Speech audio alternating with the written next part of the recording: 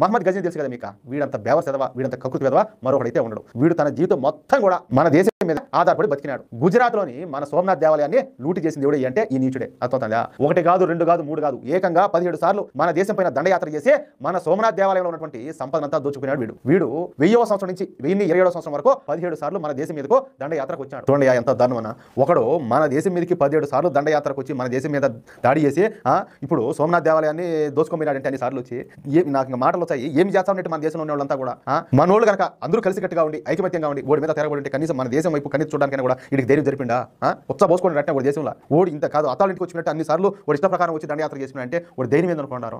అది దాని కారణం ఏంటంటే మన చేతకంతనం కదా, మనలో ఈ అనైక్యత కదా. ఒకసారి ఆలోచించండి. కానీ ఇప్పటికి కూడా చాలా వరకు అదే పరిస్థితి ఉన్నది. దయచేసి చెప్తున్నా, ప్రతి ఒక్కరు కూడా ఈ కులాలు వర్గాలు వర్ణాలు భాషలు ప్రాంతాలు ఈ దరిద్రాన్ని అంతా కూడా వదిలిపెట్టి హిందువులందరూ కూడా ఒకటి కావాలి. లేకపోతే ఇట్లాంటి గాజీగాళ్ళు చాలా మంది గుట్టుకొచ్చారు మనల్ని బేసేదానికి. అది విషయం అయితే సరే. ఈ మహమ్మద్ గజనీ మేనలుడి పేరు వచ్చేసి మసూద్ గాజీ. ఈ మసూద్ గాజీ కూడా భారత్ పైన దండయాత్ర చేసి హిందువులను ఓచుకోత పోసినాడు. ఏందిరా స్వామి, ఏందిరా నాయన దరిద్రం.